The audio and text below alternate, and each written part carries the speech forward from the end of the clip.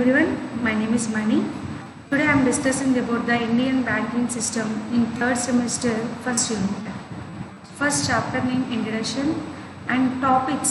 ఈ యూనిట్లో మనం కవర్ చేసే టాపిక్స్ ఏమిటి అంటే వాట్ ఈస్ బ్యాంకింగ్ సిస్టమ్, దాని యొక్క హిస్టరీ ఏంటి, కమర్షియల్ బ్యాంక్ యొక్క ఫంక్షన్స్ ఏంటి, క్రెడిట్ క్రియేషన్ ఎలా ఉంటుంది బ్యాంకింగ్ సెక్టర్లో, దెన్ కమర్షియల్ బ్యాంకింగ్ సంబంధించి ట్రెండ్స్ ఏమున్నాయి, ఫైనల్గా unit banking or branch banking merits and demerits. ఈ టాపిక్స్ అన్నీ కూడా మనం ఫస్ట్ యూనిట్లో కవర్ చేస్తామండి. ఒకసారి పీపీటీలో కూడా క్లియర్గా మీకు ఇవన్నీ కూడా ఈ యూనిట్ వైజ్గా టాపిక్ వైజ్గా డివైడ్ చేసి ఉంచాను, ఒకసారి చెక్ చేద్దాం. కానీ ఫస్ట్ బ్యాంకింగ్ గురించి మాట్లాడదాం.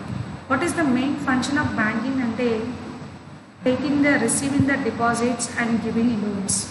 నోవేడేస్ బ్యాంకింగ్ సెక్టర్ యొక్క ఇంపార్టెన్స్ ఎంత అంటే ఇంత అని చెప్పడానికి లేదు, అంత ఉంది ఇంపార్టెన్స్. ఎందుకని ఎవ్రీ బిజినెస్ మ్యాన్ కాదండి, కామన్ పీపుల్ కూడా వితౌట్ బ్యాంకింగ్ ఏ సర్వీస్ కూడా యూటిలైజ్ చేయలేకపోతున్నారు.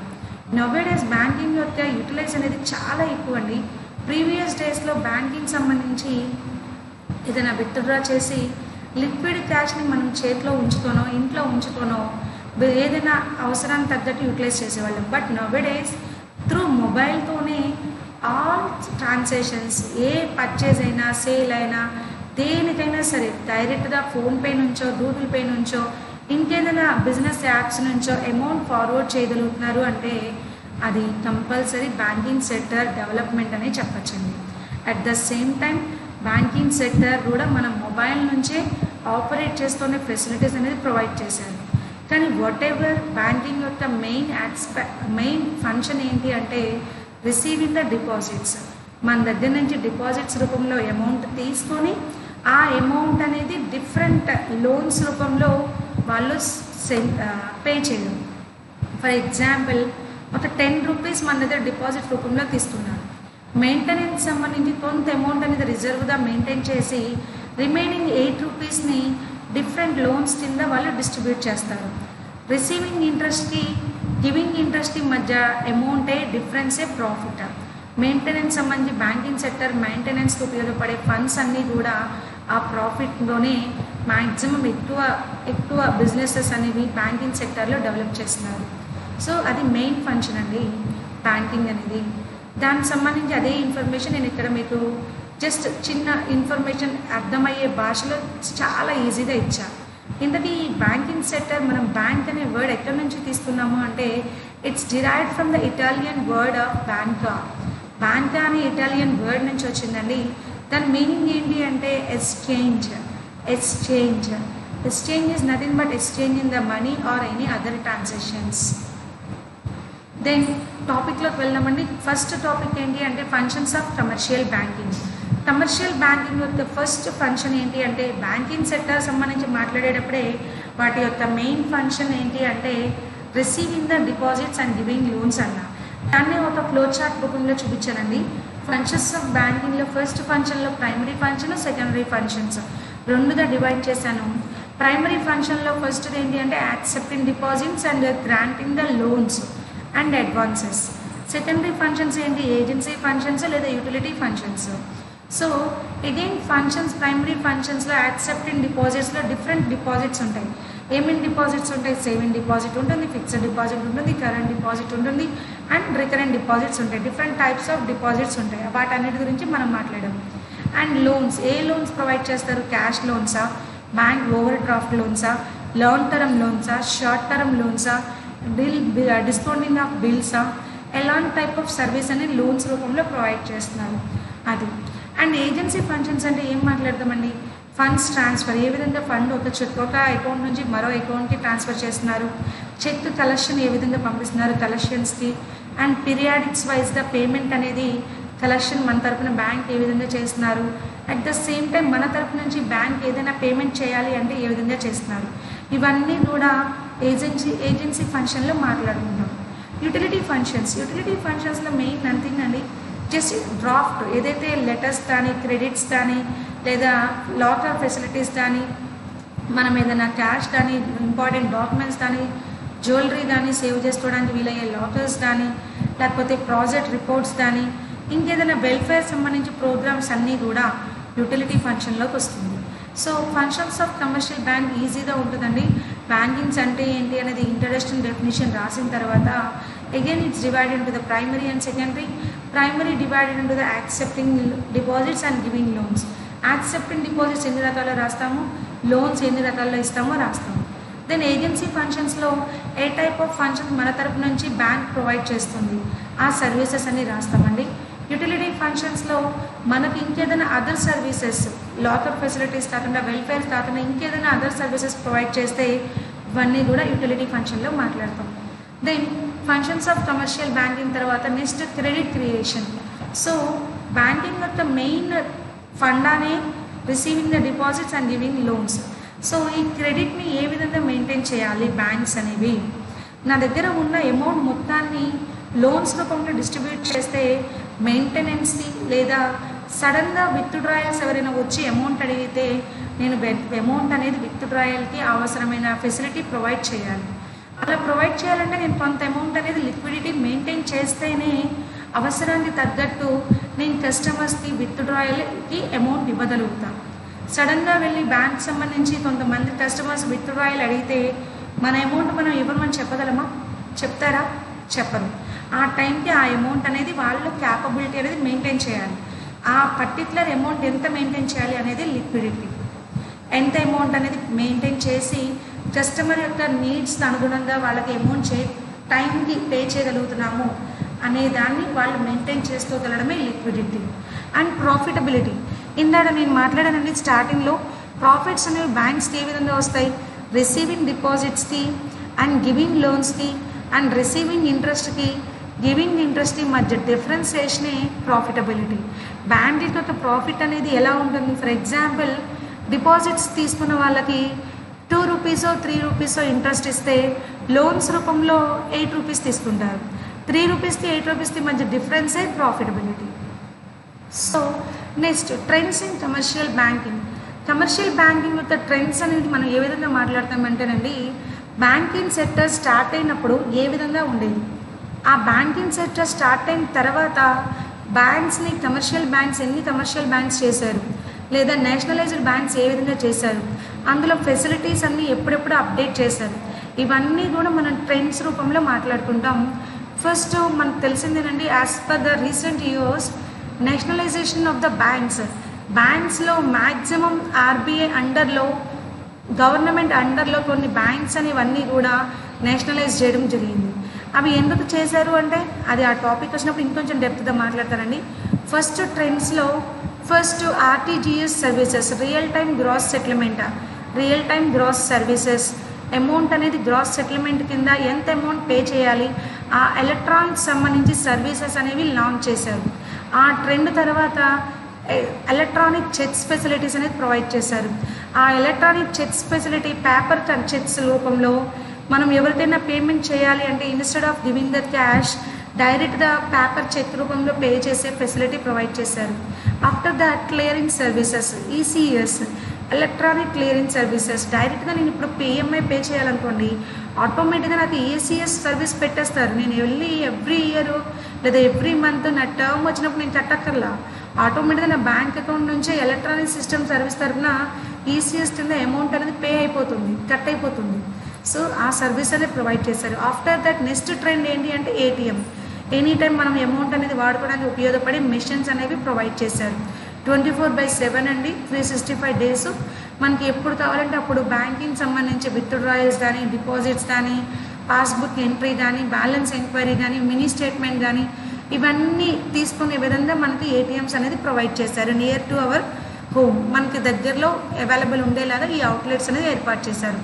ఇవన్నీ కమర్షియల్ బ్యాంక్లో వస్తున్న ట్రెండ్స్, జనరేషన్స్ వైజ్గా ట్రెండ్స్ వైజ్గా అప్డేట్స్ అనేవి ఇందులో ఉన్నాయి. నెక్స్ట్ యూనిట్ బ్యాంకింగ్ అంటే ఏంటనేది చిన్న షార్ట్కట్ చెప్తానండి. ఎట్లాంటి బ్రాంచెస్ లేకుండా సింగిల్ బ్యాంక్ ఆపరేషన్ అనేది చేస్తే దాన్ని యూనిట్ బ్యాంకింగ్ అంటాం. పర్టికులర్గా పెద్ద ట్రాన్సాక్షన్స్ కానీ, బల్క్ యాక్టివిటీస్ కానీ, లేదా పెద్ద మొత్తంలో ట్రాన్స్ఫర్స్ కానీ, ఫండ్స్ ట్రాన్స్ఫర్స్ కానీ, బ్రాంచెస్ కానీ ఏమీ ఉండవు యూనిట్ బ్యాంకింగ్లో. చాలా చిన్న మొత్తంలో యూనిట్ బ్యాంకింగ్ సర్వీసెస్ ప్రొవైడ్ చేస్తుంది, ఎలాంటి బ్రాంచెస్ ఉండవు. అలాంటి యూనిట్ బ్యాంకింగ్ ఉండే అడ్వాంటేజెస్, డిసడ్వాంటేజెస్ ఏంటో మాట్లాడదాం. చిన్న మొత్తంలో ఉంటుంది.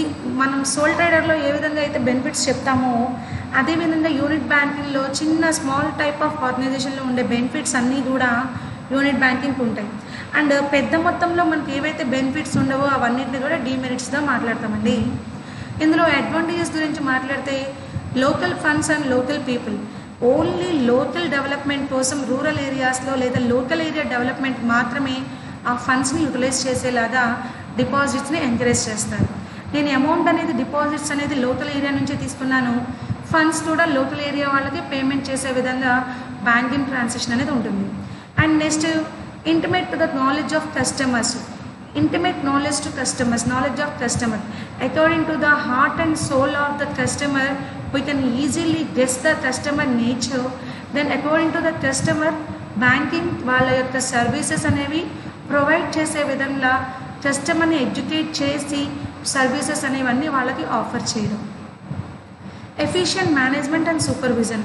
నార్మల్గా అండి చిన్న చిన్న ఆర్గనైజేషన్స్లోనూ మనీ లెండర్స్ దగ్గర జనాలు మోసపోకుండా ఇలాంటి యూనిట్ బ్యాంకింగ్స్ చాలా నాణ్యమైన సేవలతో ప్రాపర్గా ఎట్లాంటి ఇబ్బందికరమైన వాతావరణం లేకుండా అమౌంట్స్ అనేవి జనరేట్ చేస్తూ లోన్స్ అనేది ప్రొవైడ్ చేస్తుందండి.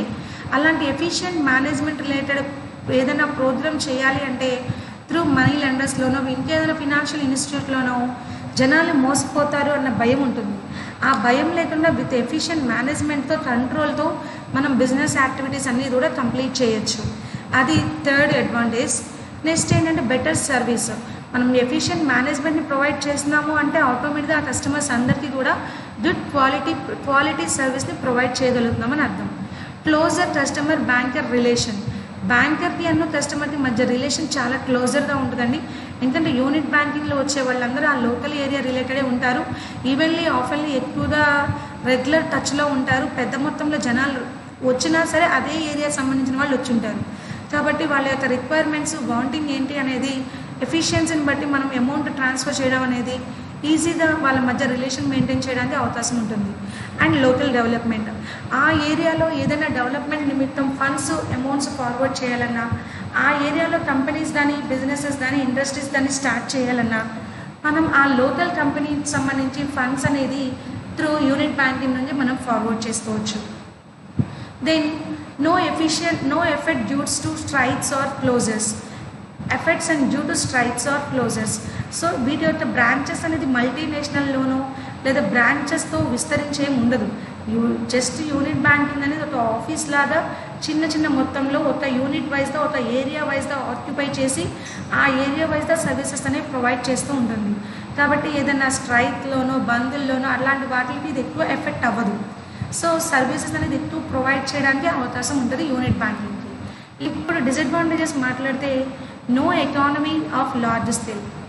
పెద్ద మొత్తంలో ఒక ఇండస్ట్రీ పెట్టాలన్నా బిజినెస్ ఫండ్స్ ట్రాన్స్ఫర్ చేయాలన్నా త్రూ యూనిట్ బ్యాంకింగ్ ద్వారా సఫిషియంట్ ఫండ్ అనేది ట్రాన్స్ఫర్ చేయలేమండి. ఎందుకంటే ఇది small organisation and the small unit వైజ్గా మాత్రమే కొంత ఆక్యుపేషన్ వైజ్గా మాత్రమే దీని యొక్క బిజినెస్ ట్రాన్సాక్షన్ ఎక్స్పాండ్ అయి ఉంటుంది. సో పెద్ద మొత్తంలో చేయాలి అంటే ఇది పాసిబుల్ అవ్వదు. Then lack of uniformity of interest rates. So ఇప్పుడు చూడండి, ఒక బ్రాంచ్ ఉంది, ఒక ఏరియాలో ఆ బ్రాంచ్కి సంబంధించి సర్వీసెస్ ప్రొవైడ్ చేయడానికి కస్టమర్స్ని అట్రాక్ట్ చేయడానికి ఒక ఇంట్రెస్ట్ రేట్ పెడితే కొన్ని మంచి కమర్షియల్ ఏరియాస్లో ఇంట్రెస్ట్ రేట్ తక్కువ ఉండొచ్చు, ఎక్కువ ఉండొచ్చు. ఇట్లా యూనిఫార్మిటీ లేకుండా ఇంట్రెస్ట్ రేట్స్ అనేవి క్లమ్జీగా ఉండవు. యూనిట్ బ్యాంకింగ్లో అయితే కంపల్సరీగా ఆ ఏరియా డెవలప్మెంట్ బట్టి వాళ్ళకి నచ్చిన యూనిట్ రేట్ వాళ్ళు మెయింటైన్ చేస్తారు. అదే ఒక బ్రాంచ్ బ్యాంకింగ్ పెట్టారనుకోండి, ఎక్కడ బ్రాంచెస్ ఉన్నా ఒకటే యూనిట్ రేట్ అనేది ఉండాలి. It's a funda. కానీ యూనిట్ బ్యాంకింగ్ అలా కాదు. ఏ ఏరియాలో ఉంటే ఆ ఏరియా తగ్గట్టు యూనిట్ రేట్స్ అనేది ఇంట్రెస్ట్ రేట్లు అనేవి మెయింటైన్ చేస్తాయి. దీనివల్ల యూనిఫార్మిటీ అనేది ఉండదు. తర్వాత ల్యాక్ ఆఫ్ కంట్రోల్. పర్టికులర్గా యూనిట్ బ్యాంకింగ్లో ఆర్గనైజేషన్ మొత్తం కూడా కొంతవరకు అన్కంట్రోలబుల్గా ఎవరికి ఫండ్స్ ఇస్తున్నారు, ఎవరి దగ్గర నుంచి డిపాజిట్ చేస్తున్నారు, వచ్చిన అమౌంట్ని ప్రాపర్గా యూటిలైజ్ చేస్తున్నారా లేదా అనే కంట్రోల్ అనే విషయంలో కొంతవరకు నెగ్లిజెన్స్ ఉంటుందని చెప్పచ్చు.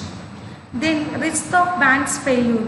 చాలామంది యూనిట్ బ్యాంకింగ్ సంబంధించి వాళ్ళు proper maintenance and organisation and control లేకపోవడం వల్ల చాలా వరకు బ్యాంక్స్ అనేవి మూతపడిపోయినాయి, క్లోజ్ అయిపోయినాయి, షట్టర్లు దించేశారు. అవి దివాలా తీసాయి బ్యాంక్స్ అనేవి. అలాంటివి యూనిట్ బ్యాంకులు ఎక్కువగా దివాలా తీయడానికి ఛాన్సెస్ ఉన్నాయి. అండ్ లిమిటెడ్ రీసోర్సెస్, పెద్ద మొత్తంలో అమౌంట్స్ ఫండ్స్ తీసుకోవాలి అన్నా ఇవ్వాలి అన్నా పెద్ద మొత్తంలో బల్క్లో చేయడానికి దానికి కావాల్సిన రిసోర్సెస్ అనేవి మ్యాన్ పవర్ కానీ అండ్ ఆక్యుపేషన్ వైజ్గా కానీ యూనిట్ బ్యాంకింగ్లో ఫెసిలిటీ లేదు. And no banking development in backward areas, పర్టికులర్గా ఆ ఏరియా వరకు మాత్రమే డెవలప్మెంట్ కోసం యూనిట్ బ్యాంకింగ్ పార్టిసిపేట్ చేస్తుంది కానీ వాటి యొక్క బ్రాంచెస్నో లేదా వేరే చోట కూడా ఆ బ్యాంకును పెట్టి సర్వీసెస్ ప్రొవైడ్ చేయాలి అంటే యూనిట్ బ్యాంకింగ్ వల్ల పాసిబిలిటీ ఉండదు. సో ఇవి డిసడ్వాంటేజెస్ అండి. అండ్ లోకల్ ప్రెజర్, ఆ ఏరియా పొలిటికల్ లీడర్స్ వల్ల, ఆ ఏరియా మోనోపోలిస్టిక్ లీడర్స్ వల్ల, ఇంకేదైనా పర్టికులర్ లీడర్స్ వల్ల ఆ బ్యాంక్ ప్రభావితం అయ్యి ఆ బ్యాంకింగ్ సంబంధించి ట్రాన్సాక్షన్స్ అనేవి డిమాండ్ఫుల్గా చేయవలసిన అవసరం కూడా రావచ్చు. ఇట్స్ లోకల్ ప్రెజర్ అనేది ఆ ఏరియా వైజ్గా ఎక్కువ బ్యాంకింగ్ మీద ఎఫెక్ట్ అయి ఉంటుంది. ఇవన్నీ కూడా డిసడ్వాంటేజెస్. సో యూనిట్ బ్యాంకింగ్ సంబంధించి ఏదైతే మాట్లాడామో దాని కంప్లీట్ ఆపోజిటే బ్రాంచ్ బ్యాంకింగ్ అండి. బ్రాంచ్ బ్యాంకింగ్ అంటే ఏంటి? ఒక ఆర్గనైజేషన్ ఏదైతే దాని యొక్క రెప్యుటేషన్ని అన్ని బ్రాంచెస్ వైజ్గా అన్ని చోట్ల ఎక్స్పాండ్ చేసుకుంటూ బిజినెస్ చేస్తుందో దాన్నే బ్రాంచ్ బ్యాంకింగ్ అంటాం. ఓవరాల్ అన్ని ఏరియాస్లోనూ అన్ని స్టేట్స్లోనూ ఆ బ్యాంక్ యొక్క సర్వీసెస్ అనేవి ప్రొవైడ్ చేసుకుంటూ బిజినెస్తో అవసరమైన లార్జ్ వాల్యూమ్ ఆఫ్ బిజినెస్ అనేది చేసేదే బ్రాంచ్ బ్యాంకింగ్ సెక్టర్.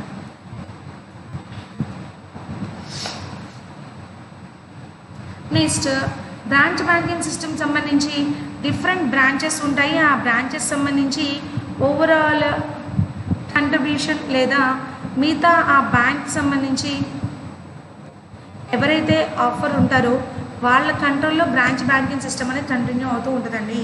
వాటి యొక్క అడ్వాంటేజెస్ డిసడ్వాంటేజెస్ ఏముంటాయో బ్రాంచ్ బ్యాంకింగ్ని చూద్దాం.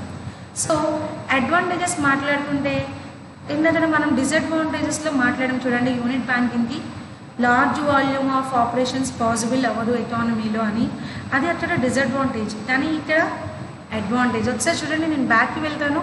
ఇక్కడ యూనిట్ బ్యాంకింగ్లో డిసడ్వాంటేజెస్ ఏం మాట్లాడడం? No economy of large scale అన్నాం, అది యూనిట్ బ్యాంకింగ్లో డిసడ్వాంటేజ్. బట్ బ్రాంచ్ బ్యాంకింగ్లో అదే అడ్వాంటేజ్.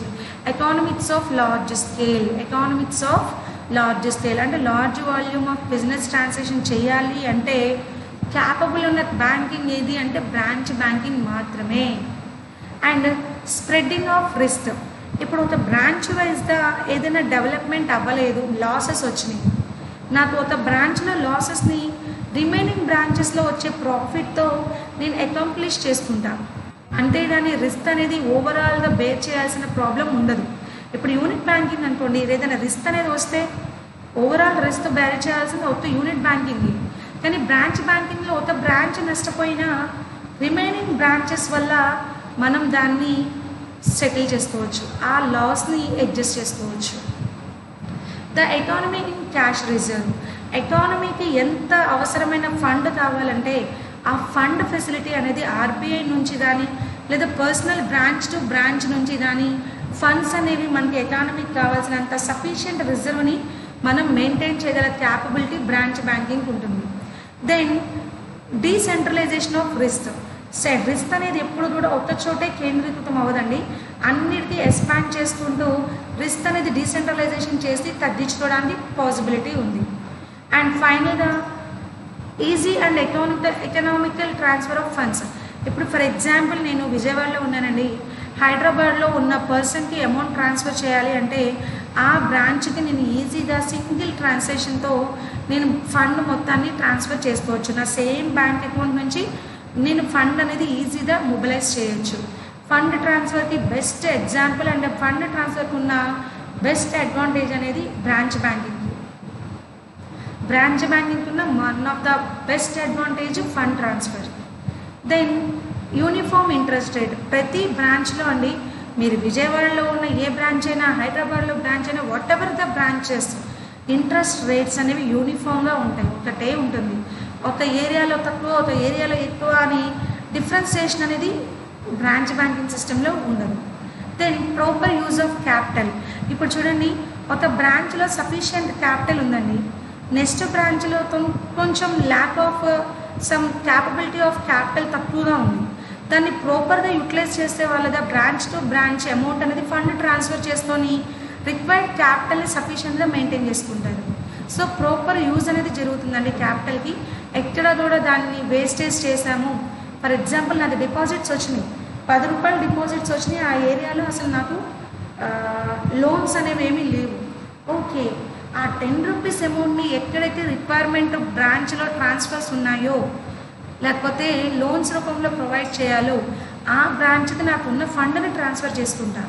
అంతేగాని ఖాళీగా అమౌంట్ని మెయింటైన్ చేయడం వల్ల మనకి ఇంట్రెస్ట్ అనేది లాస్ అవుతుంది, ప్రాఫిట్స్ అనేవి తగ్గిపోతాయి. ఎప్పుడైనా సరే అమౌంట్ అనేది బ్యాంకింగ్ సెక్టర్లో మొబిలైజేషన్ అనేది ఉంటేనే, ట్రాన్స్ఫర్స్ ఉంటేనే దానికి ఇన్కమ్కి ఆటోమేటిక్గా ప్రాఫిట్ అనేది జనరేట్ అవుతుంది. దెన్ యూనిఫామ్ ఇంట్రెస్ట్ రేట్స్, ఇందాడే ఆల్రెడీ చెప్పానండి, ఇది యూనిఫామ్ ఇంట్రెస్ట్ రేట్స్, ఎక్కడా కూడా ఇంట్రెస్ట్ రేట్లో తేడా ఉండదు.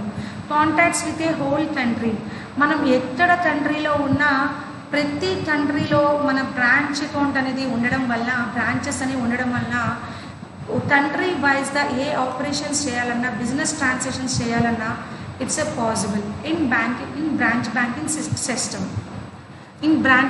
సిస్టమ్. నెక్స్ట్ బ్రాంచ్ బ్యాంకింగ్ సిస్టమ్కి ఉన్న అడ్వాంటేజెస్తో పాటు డిసడ్వాంటేజెస్ మాట్లాడదాం. డిసడ్వాంటేజెస్ ఆఫ్ బ్రాంచ్ బ్యాంకింగ్ సిస్టంలో difficulties of management, supervision and control. So ఇన్ని పెద్ద పెద్ద బ్రాంచెస్ అనేది ఓవరాల్ కంట్రీ వైజ్గా మెయింటైన్ చేయాలి అంటే ఎక్కడైనా ఆ area branch manager or manager, supervisor ఎక్కడైనా సరే డిఫికల్ట్గా ఉన్నా లేదా ఏదైనా సరే మోసపూరితమైన ఇల్లీగల్ ట్రాన్సాక్షన్స్ చేసినా ఆ బ్రాంచ్లో వచ్చే నష్టం కానీ ఎఫెక్ట్ కానీ మిగతా బ్రాంచ్ మొత్తానికి కూడా ఆ good will or bad will అనేది ఫార్వర్డ్ అవుతుంది. సో ఇంత పెద్ద మొత్తంలో బ్రాంచెస్ని మెయింటైన్ చేసేటప్పుడు కంట్రోలింగ్ అనేది చాలా ప్రాపర్గా ఉండాలి. ఇన్ కేస్ ప్రాపర్ కంట్రోల్ లేకపోతే మేనేజ్మెంట్ చేయడం చాలా డిఫికల్ట్. సెకండ్ ఏంటి అంటే ల్యాక్ ఆఫ్ ఇనిషియేటివ్, ఒకళ్ళకొకళ్ళు ఇనిషియేటివ్గా ఫండ్ అనేది రెస్పాన్సిబుల్గా ట్రాన్స్ఫర్ చేసుకోవడం కానీ మెయింటైన్ చేయడం కానీ ఒకళ్ళతో ఒకళ్ళకి యూనిఫామిటీ అనేది ఉండాలి. ట్రాన్సాక్షన్స్ వైజ్గా కానీ ఫండ్స్ ట్రాన్స్ఫర్ వైజ్గా కానీ. అండ్ మోనోపోలిస్టిక్ టెండెన్సీస్ ఇప్పుడు బ్యాంకింగ్ సెక్టర్ మొత్తం కూడా డిఫరెంట్ బ్రాంచెస్తో లీడ్ చేస్తున్నారు అంటే అది ఆ బ్రాంచ్కి సంబంధించి డిపెండ్స్ ఆన్ వేరే కాంపిటేటివ్ బ్యాంక్స్తో కాంపిటీషన్ సంబంధం లేకుండా మోనోపోలిస్టిక్ చర్యలు చేసుకోవడానికి అవకాశం ఉంటుంది. ఫర్ ఎగ్జాంపుల్ ఒక చిన్న బ్యాంక్ ఉందండి, వాటిది తక్కువ బ్రాంచెస్ ఉంటాయి, అక్కడ మెయింటైన్ చేసే యూనిట్ రేట్స్కి ఆమె మోనోపోలిస్టిక్గా నేను పెద్ద మొత్తంలో బ్రాంచెస్ మెయింటైన్ చేస్తూ అక్కడ మెయింటైన్ చేసే యూనిట్ రేట్కి డిఫరెన్సియేషన్ నేను చూపించచ్చు. మోనోపోలిస్టిక్గా నేను ఆధిపత్యం చేయాలి అంటే చేయొచ్చు. అలాంటివి కూడా నాకు డిసడ్వాంటేజెస్తో బ్రాంచ్ బ్యాంకింగ్ సిస్టమ్కి మాట్లాడతాం. తర్వాత regional imbalance. For example regional imbalance అంటే ఎక్కడైనా సరే డెవలప్మెంట్ వైజ్గా ప్రాపర్గా యాక్షన్ తీసుకోవాలి అంటే ఆ ఫండ్స్ని లోకల్ ఏరియా ఫండ్స్ని లోకల్లోనే మనం వాడము, వేరే చోట ఎక్కడైనా మనం వాడుతూ ఉంటాం. దానివల్ల కొన్ని చోట్ల ఇంబ్యాలెన్స్డ్ డెవలప్మెంట్ అనేది ఉండడానికి ఛాన్సెస్ ఉంటాయి. అండ్ అన్నెసరీ కాంపిటీషన్, బ్రాంచ్కి మధ్య, స్టేట్కి మధ్య అన్నెసరీ కాంపిటీషన్. వాళ్ళు ఇంత లోన్స్ అనేది ప్రొవైడ్ చేశారు, ఇంత ఇన్సెంటివ్స్ అనేవి వచ్చాయి, ఇంత ఇంట్రెస్ట్ రేట్స్ అనేది గ్యాదర్ చేశారు, మనం ఇంత మినిమం ఇన్ని లోన్స్ అనేది ప్రొవైడ్ చేయలేకపోయాము. కంపారిజన్, అన్నెసరీ కాంపిటీషన్ అనేది ఎక్కువైపోతాయి బ్రాంచ్కి. అండ్ ఎక్స్పెన్సివ్నెస్, అంటే కదా ఇన్ని రకాల బ్రాంచెస్ని మెయింటైన్ చేయాలి అంటే కొన్ని బ్రాంచెస్లో ప్రాఫిటబిలిటీ ఉంటే కొన్ని బ్రాంచెస్లో మేబీ లాసెస్ ఉండొచ్చు. ఇవన్నీ కూడా అన్నెసరీ ఎక్స్పెన్సెస్. దీని యొక్క మెయింటైన్ చేయడం అనేది చాలా కాస్ట్తో సంబంధించిందండి. అంతమంది ఎంప్లాయీస్ని మెయింటైన్ చేయాలి, అంతమంది మేనేజర్స్ని పెట్టుకోవాలి, కంట్రోలింగ్ చేసుకోవాలి. ఇవన్నీ కూడా ఎక్స్పెన్సివ్ మేనర్. చిన్న చిన్న ఆర్గనైజేషన్స్లో ఇలాంటివి చేయాలంటే పాసిబుల్ ఉండవు, ఎందుకంటే ఎక్స్పెన్సివ్ కాబట్టి. బట్ పెద్ద పెద్ద మొత్తంలో ఎక్స్పెన్సివ్ అయినా సరే ఆర్గనైజ్ చేస్తూ ఉంటారు. Losses by some branches after effect others. So ఒక బ్రాంచ్లో వచ్చిన లాస్ని వేరే బ్రాంచెస్ అనేవి కంట్రిబ్యూట్ చేసి ఆ లాసెస్ అనేవి తగ్గించుకుంటాం. కానీ పర్టికులర్గా కొన్ని బ్రాంచెస్ యొక్క ఇన్ఎఫిషియన్సీ, పక్కన ఎఫిషియన్సీ వాళ్ళందరూ కూడా బ్రాంచెస్ వాళ్ళు కంట్రిబ్యూట్ చేయాల్సి వస్తుంది. ఆ ఎఫిషియన్సీని వాళ్ళే రెక్టిఫై చేసుకోవడానికి పాసిబుల్ అవ్వకపోతే మిగతా బ్రాంచెస్ అన్నీ కూడా కంట్రిబ్యూట్ చేయాలి. So losses by some branches effect to the other branches. So ఇవి డిసడ్వాంటేజెస్ అండి. ఫైనల్గా అడ్వాంటేజెస్ మాట్లాడాను, డిసడ్వాంటేజెస్ మాట్లాడాను. ఒకసారి చూడండి, ఇక్కడ నేను టాపిక్స్లలో హిస్టరీ కవర్ చేశాను, functions of commercial bank cover చేశాను, ట్రెండ్స్ కవర్ చేశాను, క్రెడిట్ క్రియేషన్ కంప్లీట్ చేశాను, యూనిట్ బ్యాంకింగ్ మాట్లాడాను, ఫైనల్గా బ్రాంచ్ బ్యాంకింగ్ అడ్వాంటేజెస్ డిసడ్వాంటేజెస్ రెండు మాట్లాడాను. Advantages disadvantages merits and demerits అనేవి యూనిట్ బ్యాంకింగ్కి చెప్పాము అండ్ బ్రాంచ్ బ్యాంకింగ్కి చెప్పాము. ఓవరాల్ ఇది టాపిక్ అండి దీనికి సంబంధించి. ఇక్కడితో యూనిట్ 1 కంప్లీటెడ్. Thank you.